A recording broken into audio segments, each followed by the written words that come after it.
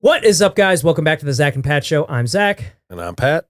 This is the show about manhood, fatherhood, entrepreneurship, and the mentality it takes to be successful at those things. And we'll probably sprinkle in some helpful real estate advice too, because that's what Pat and I do. You know, guys, life can be tough. We can go through some things and struggle at times, but this is the show to let you know that you're not alone.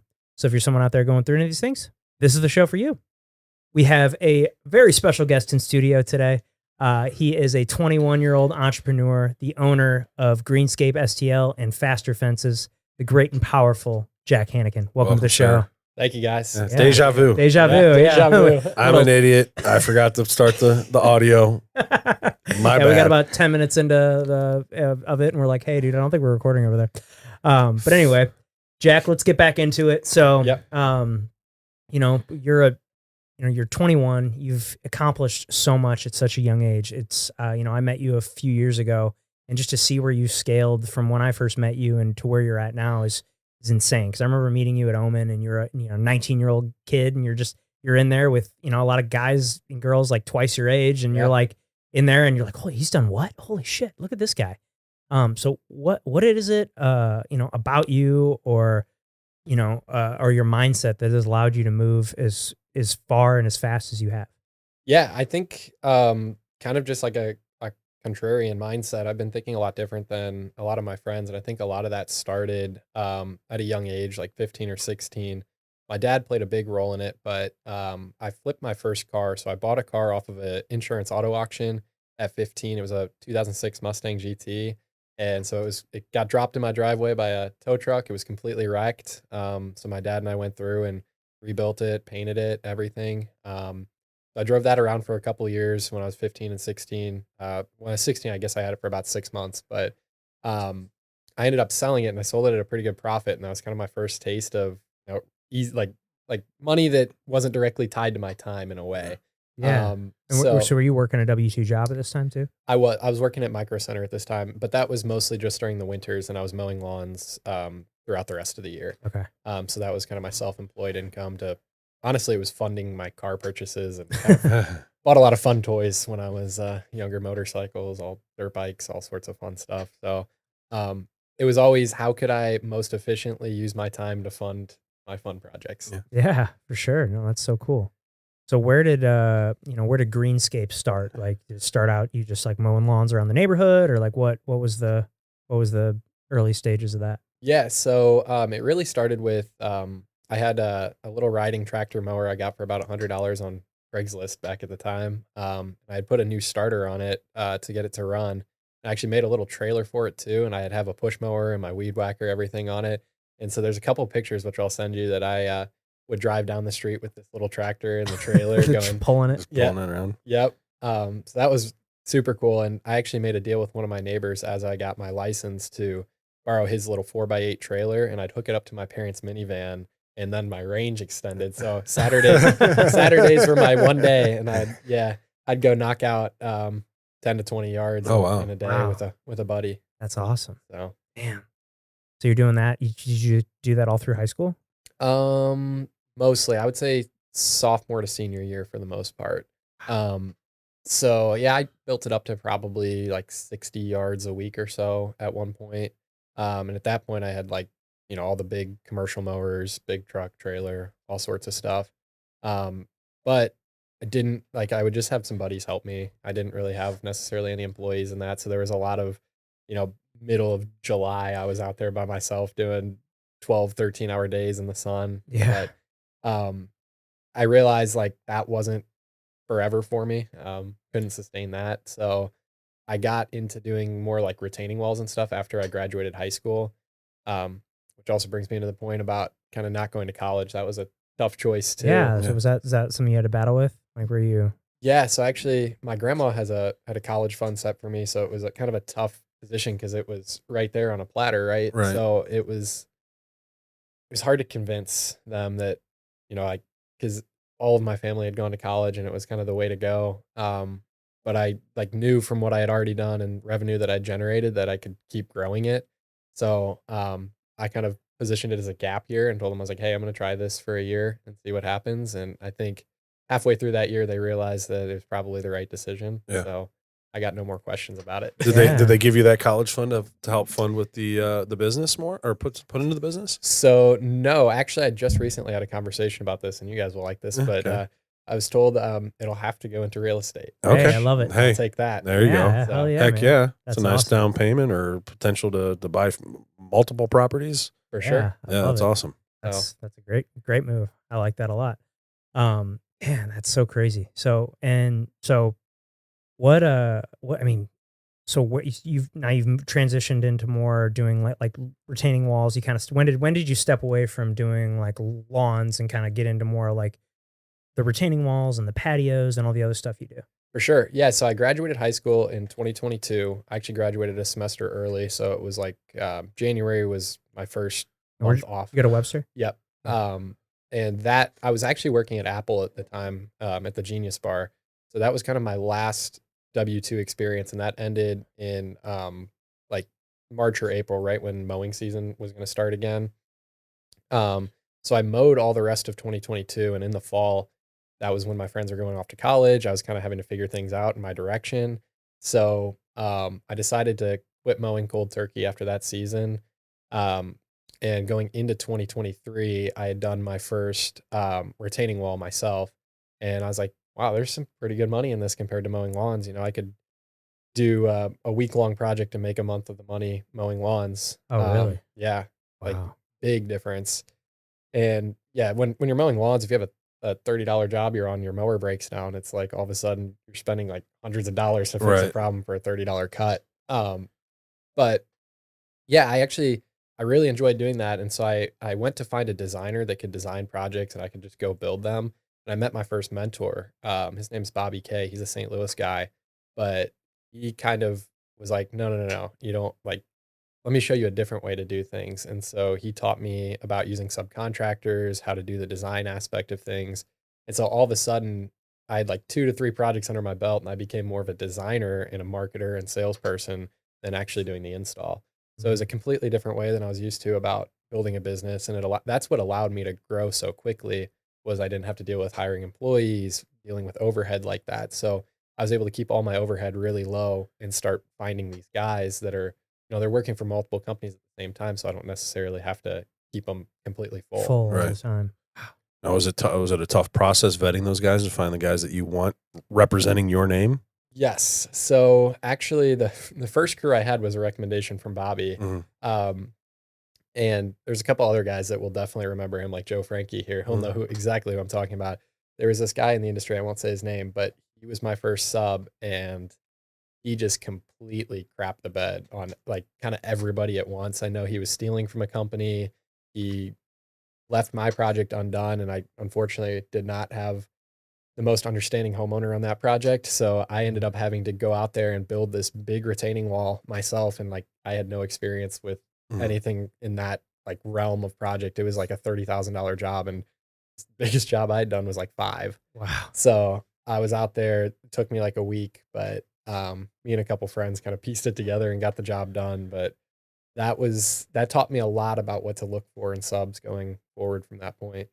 Now, did you know Joe before joining AU? I did, Oh, yeah. okay. That's, Yeah. I figured I assumed you guys probably knew each other. You guys are in the same industry. There can't be that many guys out there, that do what you guys do. I mean, in St. Louis, I mean, I'm sure there's quite a few, but I mean, sure it's a smaller community. Yeah, the first time I met him was actually at a industry trade show in Kentucky last year, but I had known of Big Ben before that too. So I guess we're probably considered directly competitors, Sure, but he and I are able to help each other out. And I know he's starting to do pools, so I've got a couple leads that can go his way for that too. Sweet. Is that something that you're thinking about getting into at all? No, quite the opposite. Yeah, Actually, get as far away from that as possible. Yeah, I'm not a fan of doing pools. We've had some, like especially on older pools, man, we've had lines hit, all sorts of stuff, and it's just a pain to try to fix them. I'm actually trying to niche down a lot more with faster fences, and that's what I'm. Tell me about that. Yeah, so that kind of came about while we were doing landscape projects on these like new build McBride houses and stuff. So, it ended up being that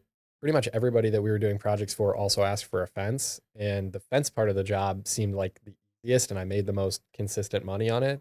So I decided to kind of branch it out, and it's almost like a blue ocean with all the new houses that are getting popped up everywhere. Yeah. So it's super simple. Our sales process is solid. Our subcontractors are solid. So I'm like, I don't want to dump everything into that and start scaling that up. So you were doing you were doing some work for McBride? Not for them directly, but for their customers. Gotcha. Okay. I was going to say, you're not one of the contractors that they haven't paid. Nope. Oh. Yeah, I'll stay as far away from them as I can. Yeah. We won't go there. But Yeah. anyway, well, that's awesome. So fencing, so that's the shift now. Still doing the retaining walls and stuff like that, or is it here and there? Yeah, But more so. we do quite a few retaining walls still, mostly on a bigger scale, I would say. Commercially. Not necessarily. We do a lot of residential stuff, but more like you can assume backyards, like wildwood, stuff like that, where they need to be leveled out to Yeah. get more living space if they're on a hill, stuff like that. Mm. A lot of patios, few decks. Decks are kind of like, they're a pain for me because of the permit process and all of that. Yeah. But yeah, really, we got into design and build a lot. So I do 3D renderings of all of our projects. But yeah, just very complex. Kind of, I like doing it, but is it worth all the effort that goes into a big job is kind of what I've been recently contemplating. Yeah, that makes sense. Well, what was that defining moment that changed how you approach life and business? Yeah. Honestly, it was probably that moment when I had that bad subcontractor that I mentioned. That week was probably one of the worst weeks in business that I've had, because it was like I said, I had kind of an unforgiving homeowner on that job, and still really didn't know much of what I was doing at that point. So I did a lot of reflection off that and changed a lot of the directions in my business and implemented processes for the first time and things like that. And once I did that, it really allowed me to not have to spend so much time doing the project management side of things. And I was able to take off with sales and marketing. So that week kind of gave me a huge new perspective on business and how I was going to run everything. Awesome. Now, I mean, with your age and everything, and when you're talking to prospective clients, does that ever come up, or is that ever anything that they bring up in the process? So believe it or not, they don't. And I think a lot of that is because I've kind of always tried to portray Greenscape as bigger than just me. Mm-hmm. And I mean, if somebody asks, right, I'm going to tell them it's me, some subcontractors, but I feel like a lot of people just kind of assume, right? And then also I feel like I was able to kind of gain a lot of knowledge very quickly. So when I'm on these jobs, I'm able to give people knowledgeable answers, and I don't think they've really looked past it too much. Yeah, I think that, I mean, you're very well spoken and very knowledgeable. So I just was curious about that, because I know when I first got into the mortgage side of things, being brand new, people are like, I don't know if I'm going to trust this guy who's never done a mortgage before. And I'm like, well, my team has been around for 30 plus years.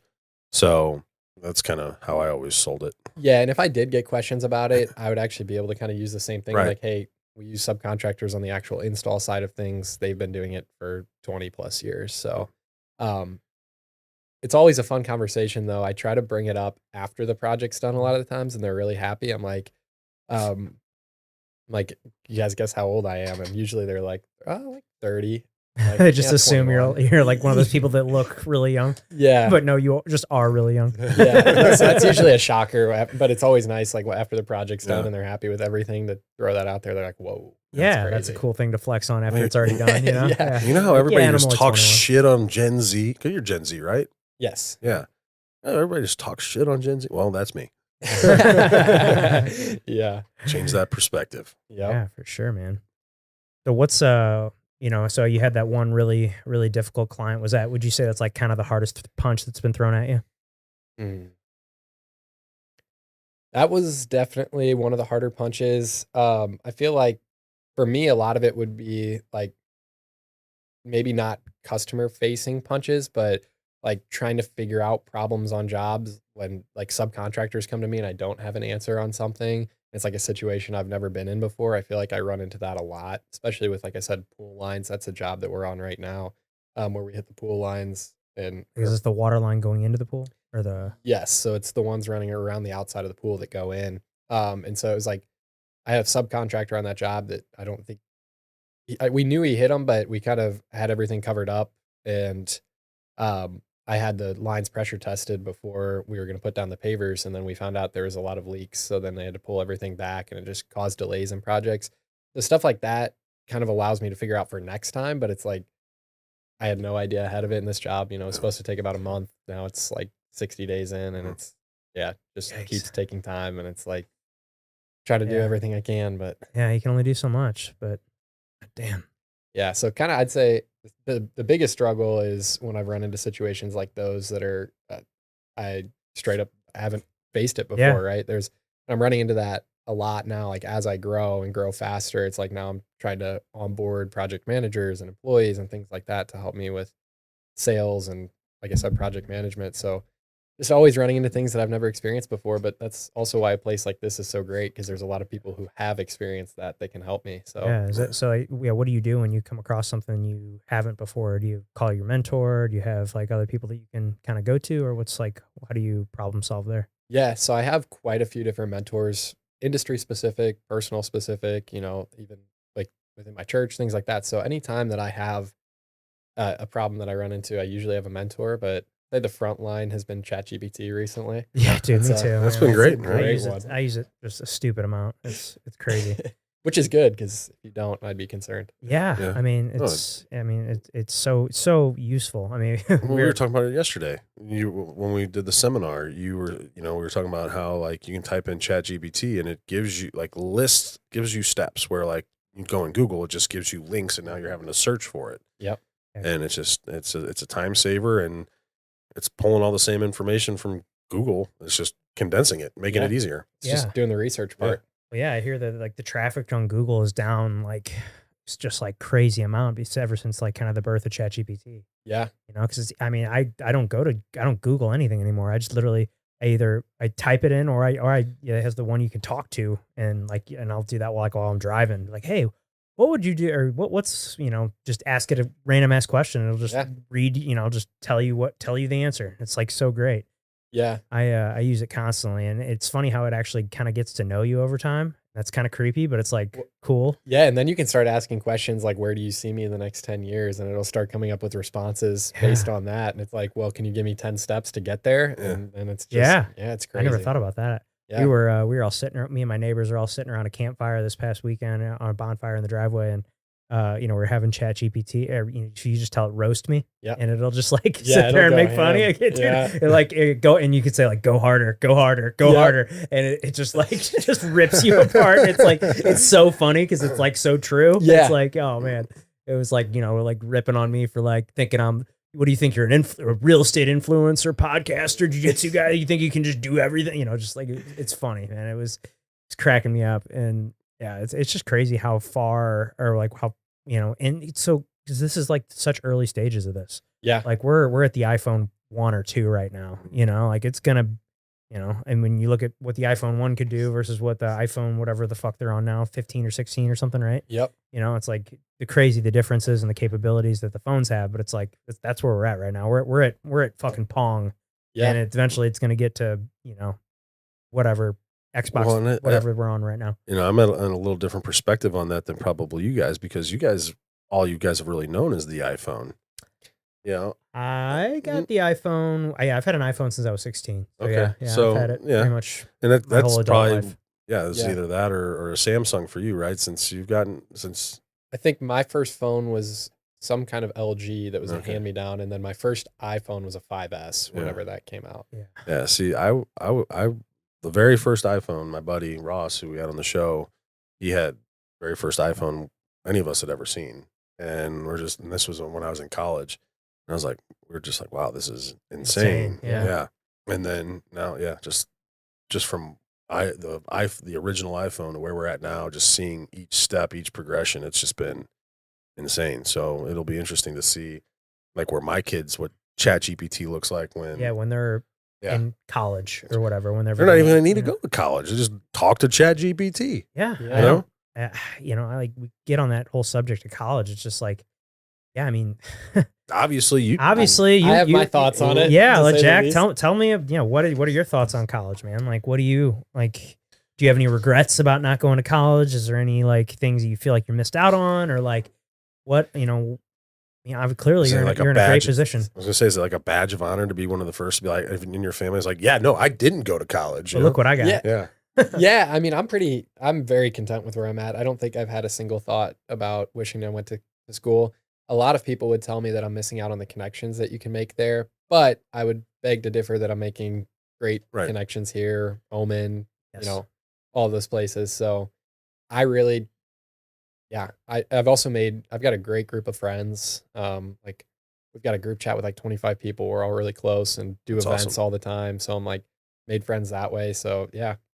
Well, we had a guy on that was the previous episode. And he went to Lindenwood and did entrepreneurial studies, and we asked him, we're like, hey, did it really teach you to be an entrepreneur? He goes, hell no. Yeah. He's like, really the best thing about college were the connections.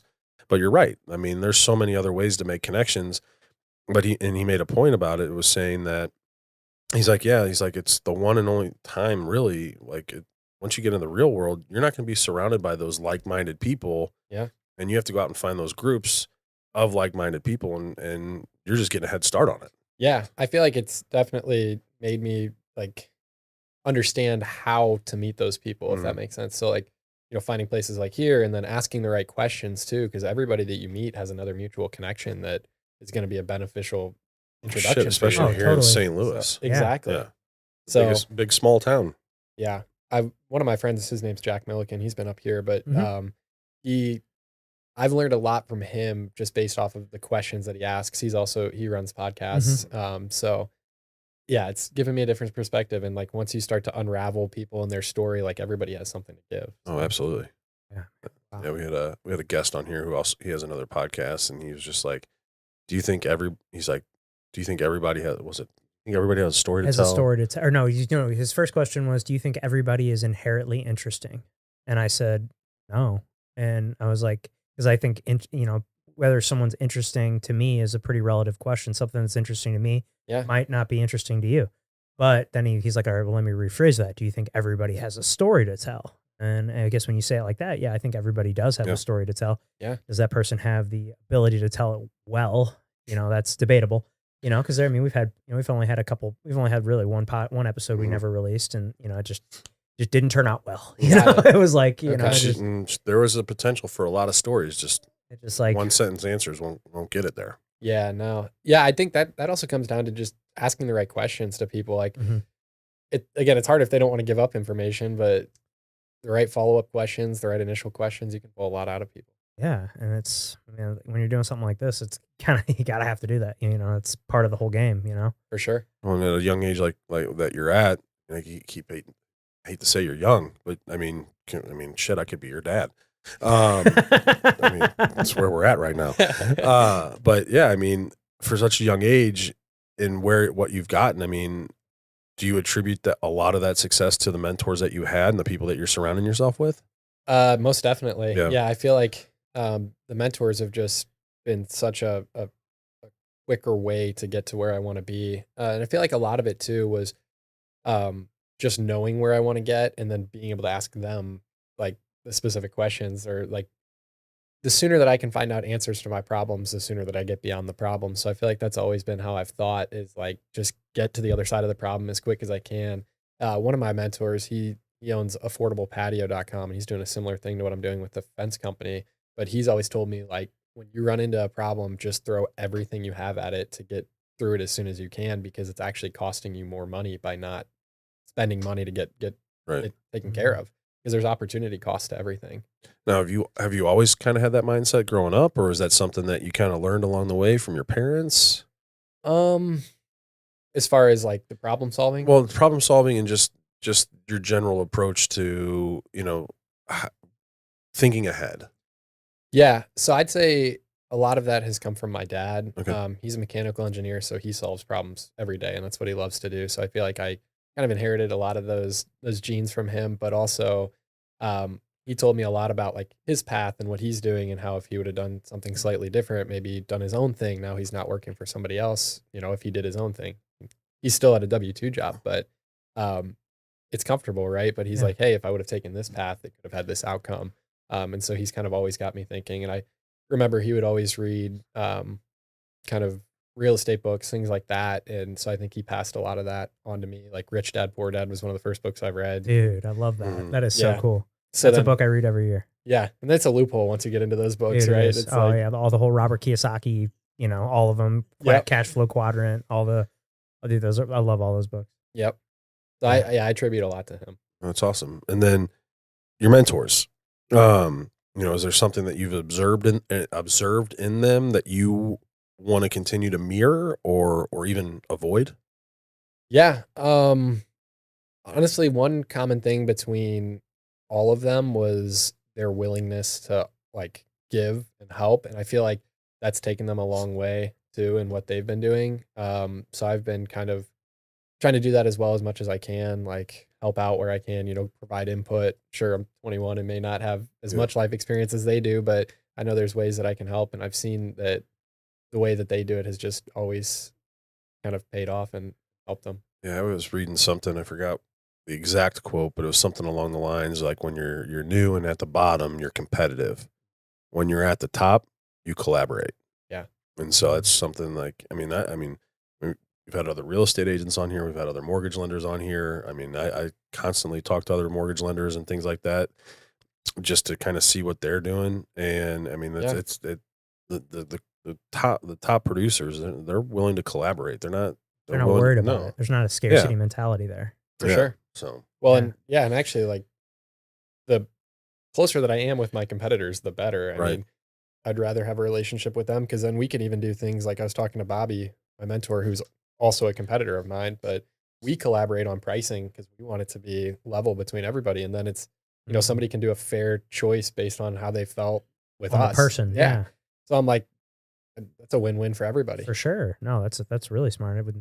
That's awesome that you guys do that. Because you think like the natural thing is just to try to undercut the other guy to get the job or whatever, like, oh, I'll make mine, $1,000 cheaper or something, whatever it is. Exactly. Yeah. We had a conversation the other day where like, we want to be at this square footage price for paver patio. And it's like, okay, now we're both on target to get to the same spot and maybe it'll, level out the industry for everybody. Yeah. That's cool. I like that a lot. Well, with you having, a lot of mentors, has there been a brutal truth that you've heard from a mentor that, kind of changed how you operate? Yes.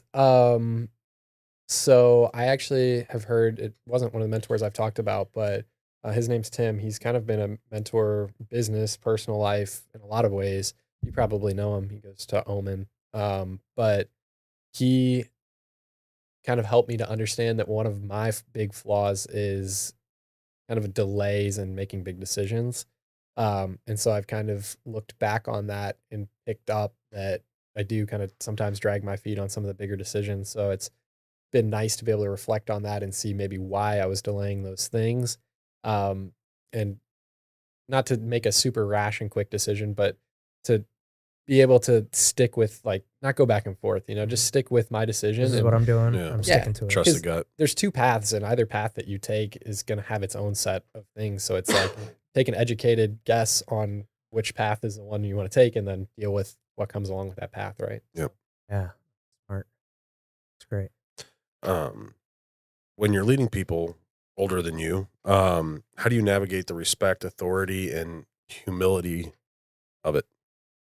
Ooh, that's tough. I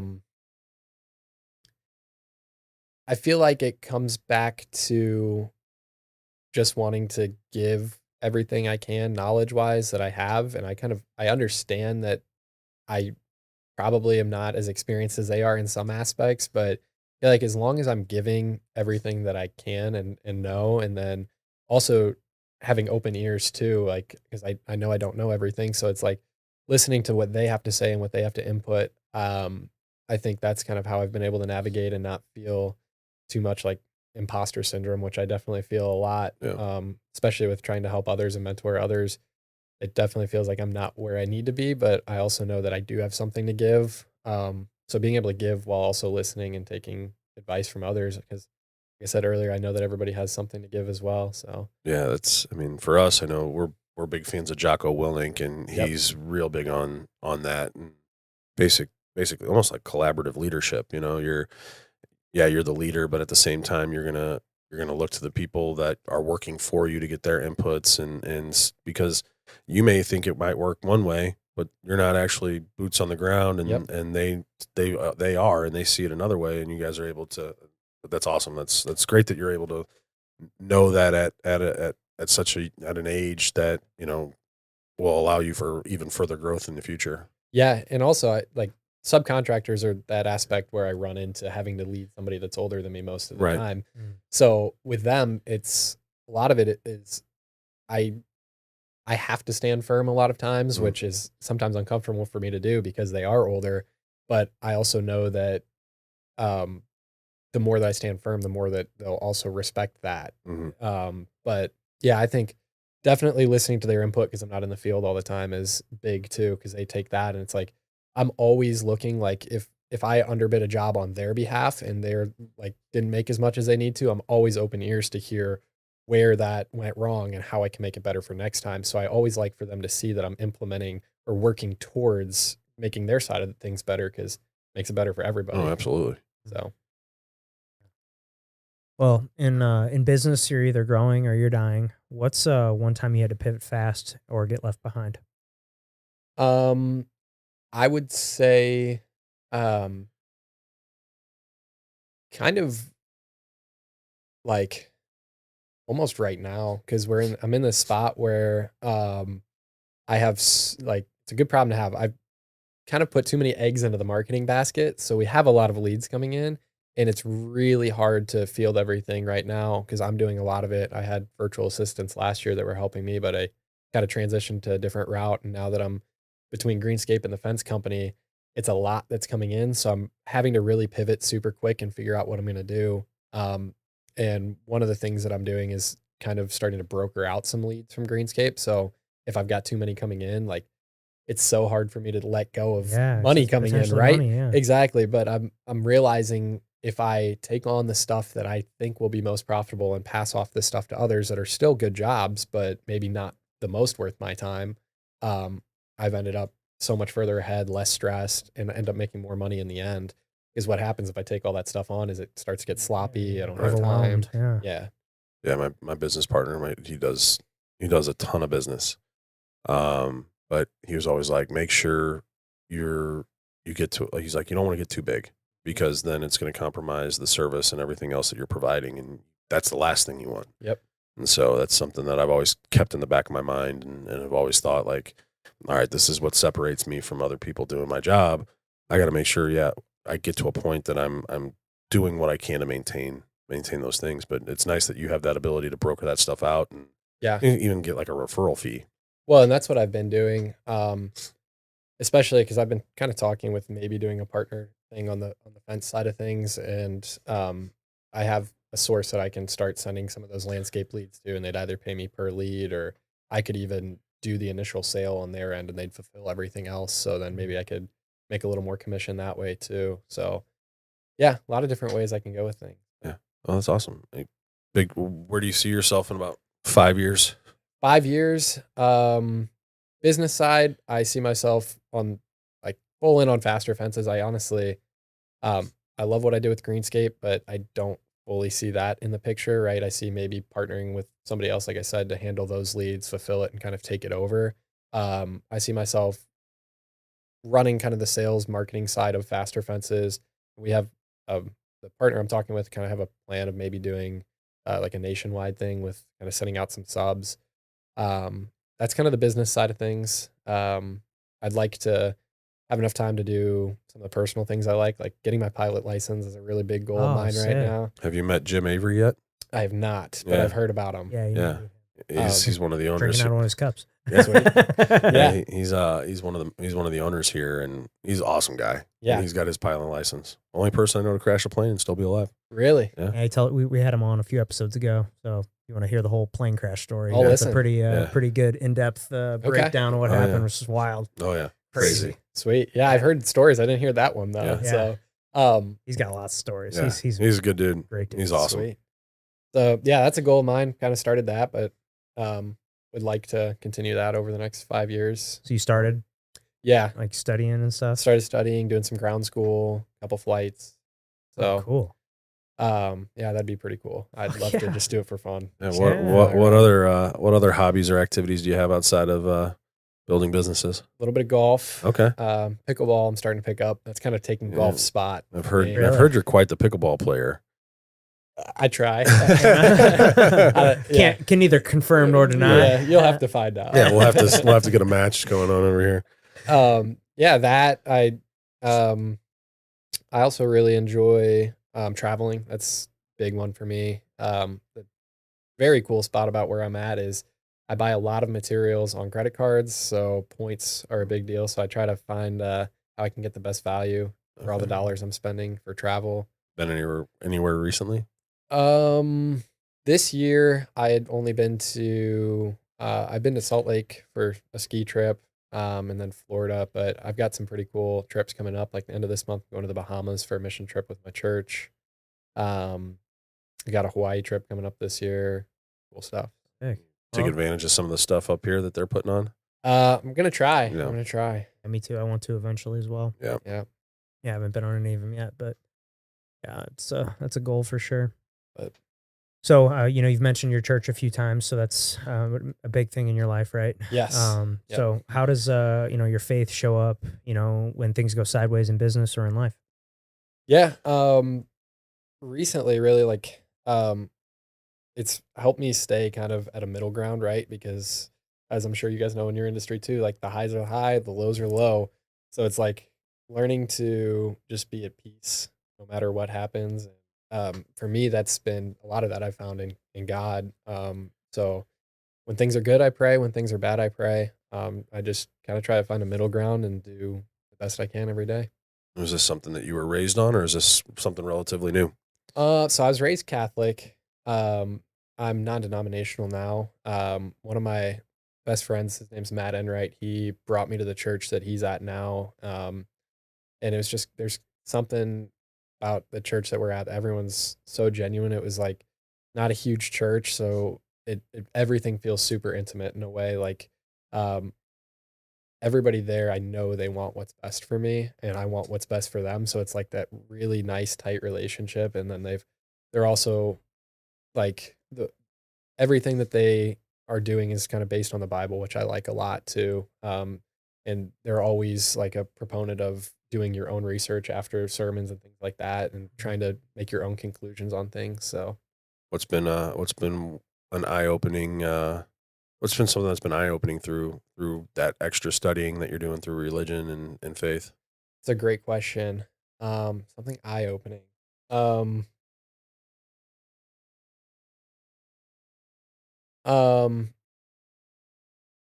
is there a message that you've gotten recently that's really stuck with you? That's a good question. There's a lot. Yeah. It's a big book of a good one. A lot. So there's a book called Ecclesiastes, and I'd been reading it a lot. It's about a man who had kind of put everything into work, money, kind of was his God, right? And so it says a lot that money is not everything. Like, it can't fulfill you. And so I've actually taken that to heart a lot, and I've been slowing down because that's something I struggle with a lot, is chasing after money and making it kind of everything, and just kind of was a byproduct of working hard, starting to make more money. But I've actually tried to slow down a lot after reading that. And it's opened my eyes to the fact that I've realized, money's not truly what makes me happy, and it's never going to. So it's kind of taken a lot of pressure off of me in a way. And I've taken a lot of that focus that I was putting on money and put it onto God. And I've done that by reading more, praying more, hanging out with people at my church, kind of trying to help make some more disciples. And it's really changed a lot for me. Awesome, man. Awesome, man. Yeah. I mean, I've kind of had a similar thing over like the last year and a half, really ever since we started doing this podcast. Like I've kind of realized that, not that I didn't know before, but the importance of my family and how important that, like, my wife and kids are to me, that, I would spend, my oldest son is 3, and really like the first year of his life, like I was just working all the time. Like I was not around as much as I am now for our second, who's 1. And it's been very eye-opening to me that, like, I'm realizing what is the most important thing in my life. And, I need to, like, work's always going to be there. There's always going to be houses to sell. Like my kids are only going to be this age once. For sure. And like, I need to spend, like, it's like, I'm already kind of starting to see it with the 3-year-old, like, no, dad, I don't want to watch TV with you. And I'm like, oh, dude, hell, like, Yeah. like, man, like this is starting already. Like, I gotta, hold on to this time as long as I can, and, just realizing what's important. Yeah. I think that's big, especially because, I mean, with all the scale and growth that I've tried to do so fast, it's come with a lot of stress. And I've noticed it throughout my life, like not sleeping very well, just throughout the day being stressed. I can feel like I felt my blood pressure up all the time, like, just kind of going crazy trying to put out fires. But I've realized, honestly, in the last few months, even that a lot of that is just not worth it because in the end, it's probably doing a lot more harm than good. Yeah. Would you say it's your faith that helps balance out that ambition and patience? Most definitely. Yeah. Yeah. It's given me something else. Like it's, money is no longer my most important goal, right? It's my relationship with God. And I feel like with that has come a lot less stress over myself. So when you look at other young entrepreneurs, like, do you have any friends, like you're like around your age that are doing what you do? Not specifically in my industry, but like Derek Merkel, I don't know if you know him. Yeah. He's a real estate guy. Real right? estate. Yeah. He and I were friends, back in middle school. We did a lot of like flips on the trampoline together. And so then we kind of went our separate ways, and he reconnected once he saw what I was doing a couple of years back, and he and I have been best friends ever since. And yeah, he's doing the same thing. So it's nice to have somebody my age that understands the same struggles. And it's like, he didn't go to college either. So we're both just working to make it happen. Yeah. So are a lot of your buddies like in college right now? So if you would have asked me that a year and a half ago, I would have said yes. But a lot of my friends have changed. Like the people I hung out with in high school are pretty much mostly out of the picture now. I've got a whole new set of friends, which honestly, most of them are out of college or above college age. So I've kind of been, I'd say, yeah, my average friend that's like close to my age would be like 25 or 26. And then obviously I've got tons of people around me like here that, they're all like twice your age. Yeah, exactly.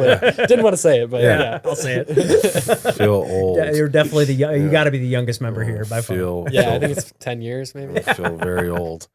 Have you thought about creating like a young professionals group for like-minded individuals and that are in their early mid-20s? I haven't, but I actually think that's a fantastic idea. Yeah. You think like a group chat or group? Just a group chat, or just like you get together maybe once a month, or you get together and just vent about your problems. To be honest, like that's like some of my favorite things. Like I love meeting up with other real estate agents and just having coffee and like talking about your problems. What are you doing with this? Hey, what would you do if someone said this to you? Like, what do you I just came across this house or whatever it is. I love getting together with other agents and kind of just talking shop because they're like the only ones that kind of get what what we're doing, For sure. So I enjoy that a lot. So I would imagine, if you get around a bunch of other, young business owners, people that are, around your age, I think that could be, at least it's just like a nice hang, because even more than anything, I like that a lot. Yeah. I'm definitely gonna look into that. Yeah, I'm sad that group that we started with Connor kind of fell apart. Yeah, we started doing that. I'd love to like kind of, it's kind of what this place is kind of that on steroids. Yeah. Right, exactly. Yeah, because we did have this kind of like, we kind of did like a men's group sort of thing when it was like we tried to pick like a guy, kind of like an unofficial BNI, where like, all right, get a guy in every industry and like we're going to get together at the cigar lounge, and just kind of bullshit and talk shop. What's our goals? Hold us accountable to all our shit. And, it was cool. We did it for, I think we met up like 2-3 times, but then it just kind of dissipated. Yeah. But it was cool. Yeah. I mean, and that's the thing too, is like, we could start one with the three of us, but him and I are in different points in our lives than where you're at. We're sitting here talking about struggles with parenting and stuff like that, which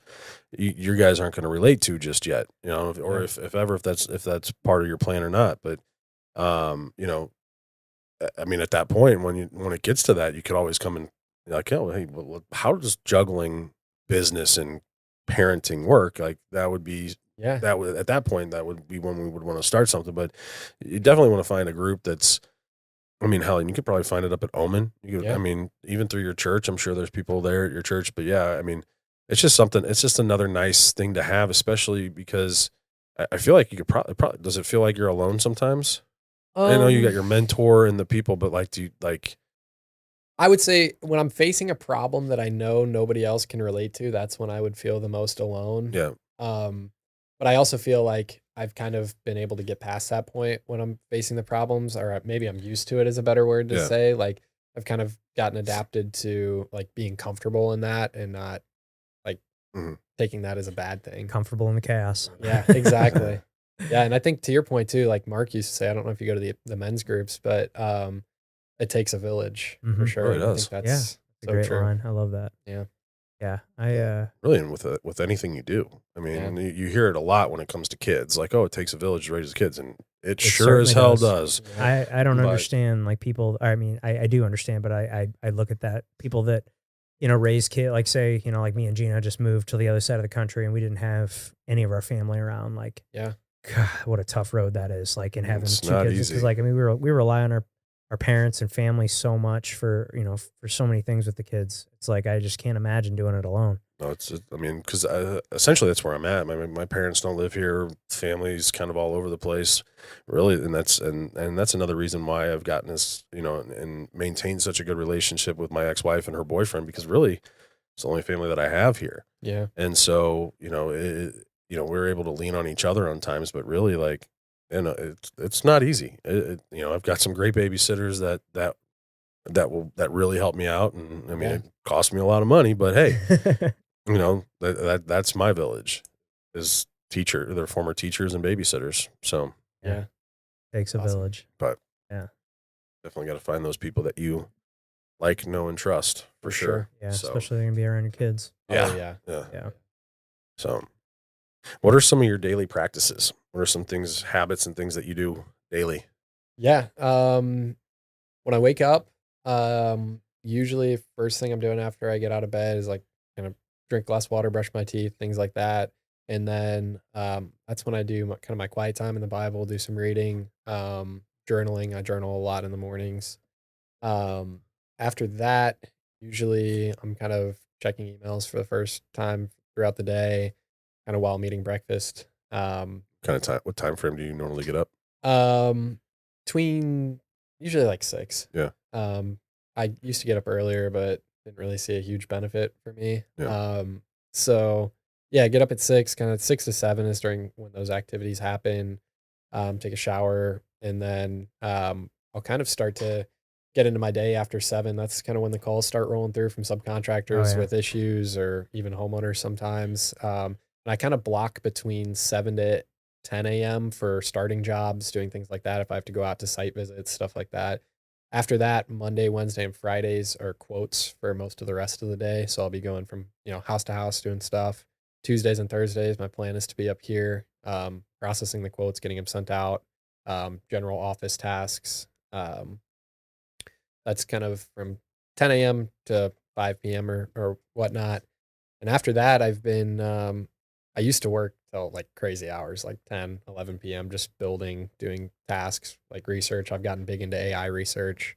So a lot of times I still do that at night. But that group chat I mentioned earlier, they're constantly doing stuff. Like tonight, they're going to a concert thing at the Botanical Gardens. So I'll probably join them for that. But nice. Yeah, kind of just hanging out with friends, doing fun things, hanging out with the family. You're still pretty close with your family? Yeah. Awesome. I still live with my mom and dad, okay. so like usually have dinner together pretty much every night. So. That's awesome. That's awesome, man. Yeah. You said you do a lot of research on AI. Where do you see it going?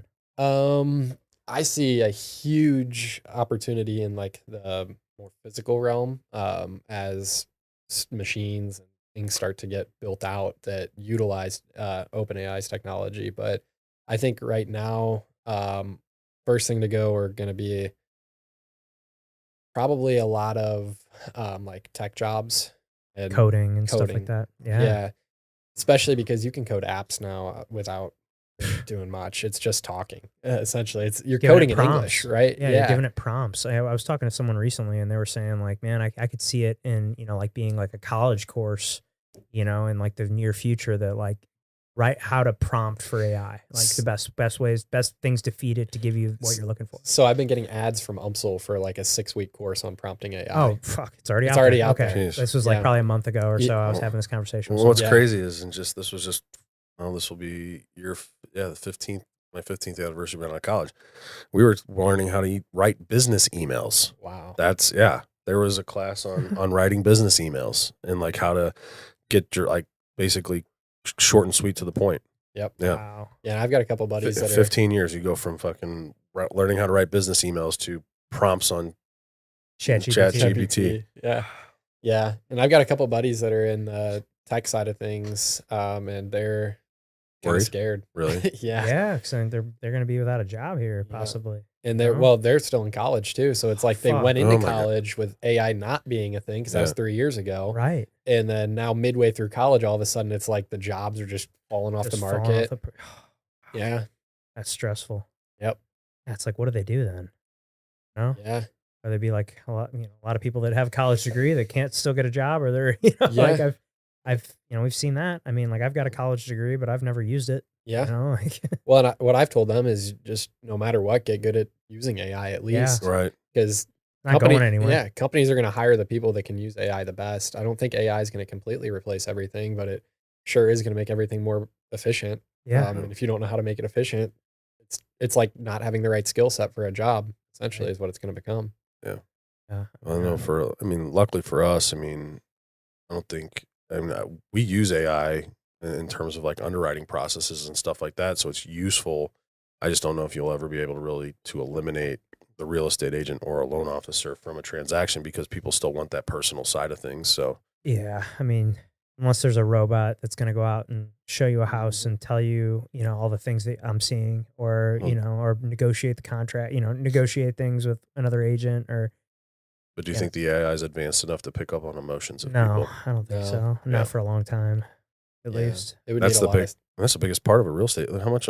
That's why I couldn't be a real estate agent. I don't know if I could handle the emotion side of it. Oh, bro, yeah. Mine's black and white. Yeah, here's here are the guidelines. All numbers. This is what you got to do.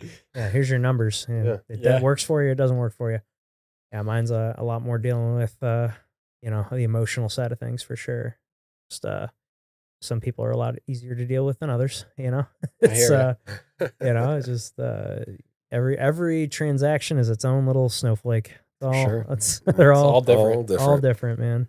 So yeah. So what do any of your buddies that are in? They said like what what they have any, like, are they going to pivot and switch their majors, or like how does that work? Yeah, one of my friends, he was going to Carnegie Mellon.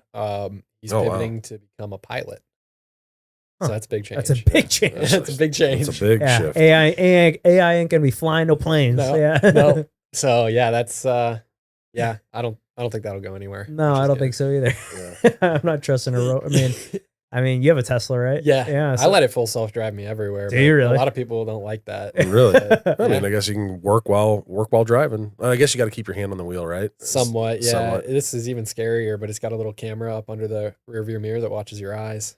Really? So you got to be like looking at the road? Yeah, or if you have sunglasses on. I mean, that's the biggest way to work around it. Then it just bypasses that entirely and goes based off of the wheel. Gotcha. So as long as you have to like keep your hand on it? No, it's probably every 10 or 15 seconds it wants you to touch it. So if I'm on my phone, I probably shouldn't be touching it. If I'm on my phone, I see where you're going. You're like this. Yeah. You got it. And I was looking at the Teslas for a while. I think they just beat there. I drove one and they're just so fun to drive. They are. I got lucky. So they had to replace, I got the best customer service I've ever experienced from anyone at Tesla. Really? So I guess they put foam on the inside of their tires to reduce the noise. And that foam apparently came undone on all of my tires. And so I had 20,000 miles on the car. They replaced all the tires for free. And while they were doing that, they gave me a Cybertruck for the day. No kidding. How was that to drive? Fantastic. Yeah. I loved it. Yeah. I don't know if I could do it every day. But yeah. I mean, I look at them and I'm like, sometimes I'm like, man, that looks so cool. And sometimes I'm like, they look so weird. Yeah. Like, I don't know. Like, I don't know if I could get used to it as a daily driver, but like to just drive it for the day, I'd be all over that. I know. Yeah. I don't know if I'd want to like really use it as a truck, and because you're gonna beat that thing up. I mean, it's bulletproof. Apparently. Yeah. Well, maybe not the windows. We had when I was selling my house last year, there was some stuff that we sold on Marketplace, and one of them was my old bed frame. Yeah. And it was one of those big canopy beds that was just solid metal. And these people came and bought it and picked it up, and they had a cyber truck, and we just he was like, "Oh, be careful putting it in there. Be careful, don't do that." And then we'll just put it in there, and it was heavy. Yeah. And it bent. I forget what it bent something. It cost something, and he wasn't happy about it. And like, well, it's for the fucking bed. We could have just gotten a new one and had it delivered. I'm like, all right, thanks for buying it. Yeah. Yeah, that's that's one of the I was close to buying a new truck. Actually, I was looking at Ford Lightnings. Yeah. A while ago, because I was like, I like having the truck for what I do for work, and sometimes I go do house flips and stuff like that. I just like having a truck. Yeah. And so I was like, ooh, the Ford Lightning is kind of the best of both worlds. But obviously, for how much I drive around, like driving what I drive does not make a ton of sense. So I was like, oh, maybe this Ford Lightning will be it. And so, but I drove it around for a while, but I ended up not getting it. But because I do like, and this wasn't ultimately the reason, but I figured this out after driving that around. I was like, I like, my truck's 15 years old, but it's been well maintained. It looks a lot newer than that, in my opinion. And it's done a lot of like aftermarket mods and stuff. It looks kind of cool, I think. But I like that it's older, that it can get a little beat up. I don't necessarily like have to treat it like it's brand new. Yeah. I can treat it like it's a truck. Yep. I can throw shit in the back of it and not worry about it scratching the bed, or it's a mess with my kids in the car seats and all the things. So it's like, I like having the truck that you can be a truck. You don't have to treat it like it's, made of glass and, worry about every like little scratch and ding and dent on it. Have you seen those new ones coming out? It's like $20,000. It's like a $50 deposit down or whatever, but it's like fully customizable or whatever. I think I have. They're just like little tiny trucks. Let's see. No, but I did hear about Chevy is making, and I don't know. I need to probably look this up before I say it. So I'm sure if this is not true, we'll probably get roasted for it. But how Ford has the Raptor, and Dodge has the TRX. Yep. So apparently Chevy's coming out with their version of like their version of that kind of truck, the super sporty, sick truck, and it's going to be called the Meteor. Nice. And do you know why it's called the Meteor? No. Because it killed the dinosaurs. I think I did see that on Instagram. That's hilarious. That's I was like, that's so fun because it killed the dinosaurs. I was like, that's funny. Yeah, it killed the Raptor and the TRX. It's called Slate. Really? Slate trucks. $20,000. But yeah, they're starting out at $20,000.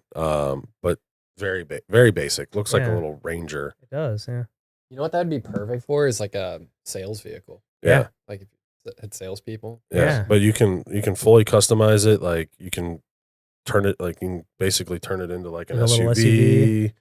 I mean, that's cool. Yeah. However you want it, you can fully customize it if you wanted 4 seats versus 2.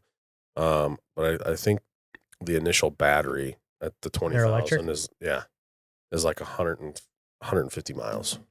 Not very much. Yeah, I was gonna say, because what's your Tesla, like 300? 360. Yeah. Yeah. Damn. And do you charge it every night?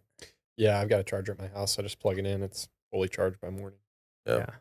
I just don't know if like infrastructure wise. I mean, I think there needs to be more. It needs to be heavily leaned on to start with hybrids before we go full electric. Yeah. The concept's a great idea. I just don't know if we've got the infrastructure to handle or support I mean, shit. Yeah. Look what happened in California. Fucking power outages. You got people driving around with Teslas with gas generators hooked up to them. Trunk open. Just a generator hanging out of it. Yeah. That's hilarious. Yeah, I still have a truck too, a gas truck. So I would assume with having to pull everything, I guess you're not really hauling anything these days, but no, but it's still nice if I like the subs are busy. I need to touch something up on a job or just having a truck in general. I'm a big fan nice to of. have. Yeah, it's just nice to have. So it's like I was considering like getting like a Tesla, like the one of just like the model. What is it? The Model S? Is that the? That's like the more expensive the Sparty one. Yeah, yeah. I was looking at that one, and then what's the other one? X and the Y. The Y is like the little SUV one, right? Yeah, it's the cheaper SUV. Yeah, the cheaper SUV. I was looking at all of them, but I was like considering getting one and then like keeping the truck and then using the Tesla is more of like my daily driver for how much I drive around. But then I've always got the truck. Yeah, So that still might be what I do, but I just need to decide. Well, if you got the truck, someone's always going to call you asking Oh for yeah. help. Oh, I That get is that the all the truth. time. All the time.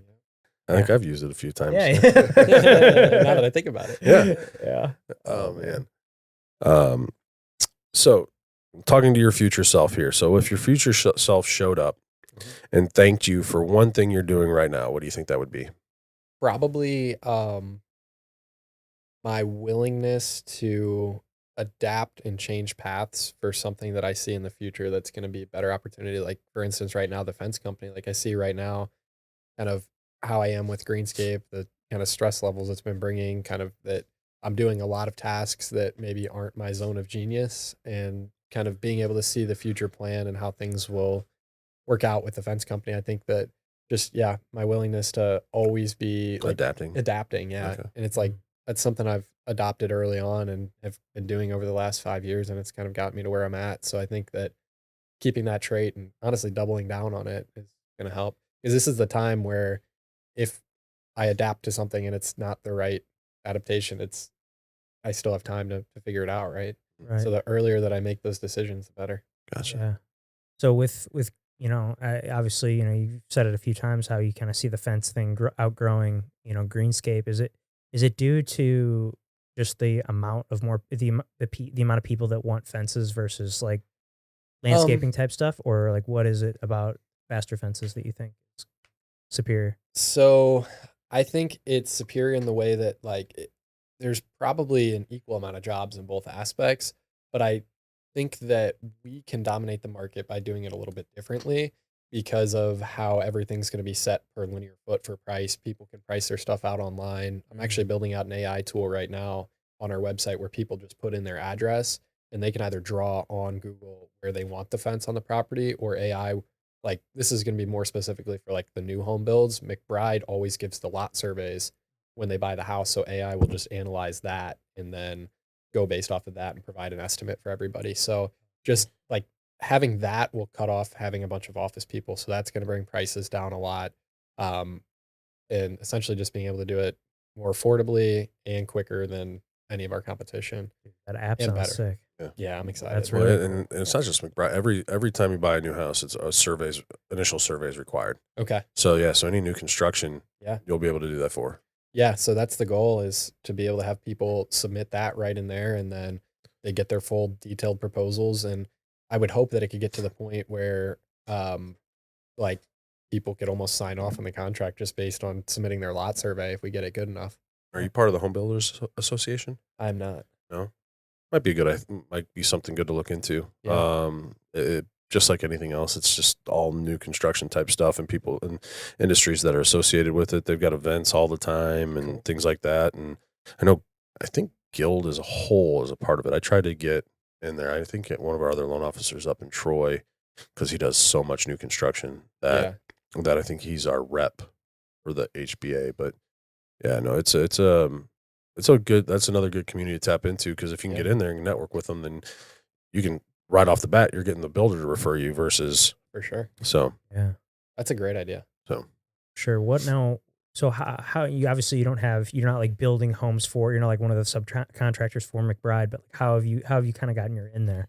So Facebook groups is the biggest. I actually created my own as well, for this was more for Greenscape, but it was McBride Homes Outdoor Designs and Ideas. So I would start doing designs and showing our designs that we've done, projects we've installed, and start throwing inspiration in there. And I would post it inside of the bigger group chat that had like 2,500 members. And so I'd start to get some to join from there. And then it was kind of trying to make myself the name in the bigger group chat too. Oh, okay. Without overdoing it. So my way of not overdoing it was by having that subgroup chat. So then when people saw my, once a week or whatever post with a new job, they would see also the tag for that group, and then they could go look at all of our stuff in that group. Okay, that makes sense. I was wondering how you did that. Yeah. Yeah, and I mean, there's a lot. McBride isn't the only home builder too, For so sure. like you could totally connect with a bunch of other ones here in town that would do the same thing. Yeah, it kind of sucks because they're a little stringent on like allowing yard signs or anything. Oh, really? Yeah. McBride is? Yeah, or just the HOAs that they use. Like they use a management company, and they're like, no yard signs, no nothing. Yeah. Crazy. And I had mine. I built over there with Flower and Findler. And Yeah. we didn't give a shit what the HOA said. Yeah. We had, who was the company that did our deck? Midtown? They're expensive. Yeah. Yeah. It was a nice deck. Nice. Yeah, but we didn't care. We were like, can we put a sign? Sure. We didn't check with the HOA and nobody said anything. Yeah. So as long as, really, like, it's not like the HOA's out there checking. As long as you don't have around douchebag neighbors that are going to sit there and the president, vice president, no, you can't do that. Like, damn presidents and vice presidents, chill out. Yeah. Let people live their lives. For sure. Throwing a yard sign out there. I could understand it while maybe McBride is still building their homes in there. Which is usually the ones that we're in. Yeah. Yeah, I feel like McBride's always building no matter what. Like, they never have a finished subdivision. No, I don't think I've ever seen one. Yeah, that's why they're getting sued right now. They never finish they never finish a subdivision. It's always under construction. They're gonna pay those people back in. Yeah. Yeah, I've done quite a few McBride builds over the years. Yeah. I will say though that out of all of them, they do on the lending side, they'll push their lender, but if they're like we're good, then they don't really push. But like there's some that'll just push and push and push and push and push all the way up until the very end. It's like, you assholes. Like, those snake deals out of Pat's hands all the time. Yeah. I just lost I just lost to McBride and Son one yesterday. But whatever. Happens. Yeah. Part of the job. Yeah. Oh man. Well, you're building stuff that most people can't see yet. What's the vision that keeps you grinding when nobody's clapping? Probably just looking at where I want my life to be, in 10, 20 years. Like, kind of for myself, I always look at the vision, like I want a nice home, probably 45 minutes away from the city, got some nice land. I'm thinking about just having fun, maybe a little lake on the property. So kind of looking at that, it's just makes me want to, have a family out there. Just makes me want to grind. Yeah, for sure. A family, wife, kids, that's the goal. Yeah, wife, kids. Like I said, nice property. Just have a good family. Yeah, that's what it's all about, man. And the more I was originally thinking like, I want to be, posting a lot on Instagram, all those things, like really try to grow that. But then the more I've learned, it's like, it'd be nice to own a business and not have many people really know about it, and just be able to have close friends or come up to Adventure Unknown and just have real connections, So, yeah. Totally agree. Yeah, as we sit here and post every single day. Which, I'm not hating on it. No, it's good for business. Right, it is. I mean, but it is good. More of like the super big influencer that's selling like kind of a coach and stuff. I always used to look at that and be like, look at course, like, oh, that'd be cool to sell a course. But then the more I look at it, I'm like, so many of those out there. Yeah, and let's be real, how many of those are actually worth a fuck? Not many. Not many. There's some, but not many. See, that's I mean, like we're not doing, like, we do this because we enjoy it. Yeah, and we're able to produce content off of it. Just more on the marketing side of things, so people can see who we are. Because as I think I said earlier, you work with who you like, know, and trust. Yeah, and so it's just another way for people to kind of get to see who we are and whether they like us or not. For sure. I know I'm not everybody's cup of tea, but it is what it is. Yeah, that's awesome. No, I think it's definitely powerful, and I still will post. It's just I don't want it to make it my goal to like grow really big. You don't want to be an influencer. Have a couple 100,000 followers or something. It's not the goal. Yeah. I mean, the whole followers, I just feel like it's like not a trap, or I don't know what you call it, but I feel like it's like the grass is always greener thing. Like you're like, oh man, that's going to be amazing. Like when I get 100,000 followers, it's going to be, my life's going to be, it's not going to be any different. Exactly. Like you're not going to be making that, I don't think you're going to be making that kind of money. You're not going to be making a ton of money from it. Yeah. Like directly from Instagram or something like that. You might get a cool plaque from YouTube or something. Like cool. Yeah. But I think, the real money is made from, your, the marketing aspect of it in your business. Like for sure. Pat and I don't have, crazy followings by any means, but we've got, about under 2,000 both of us. And it's like, we've been able to create a great business from that here locally in our market. Right. So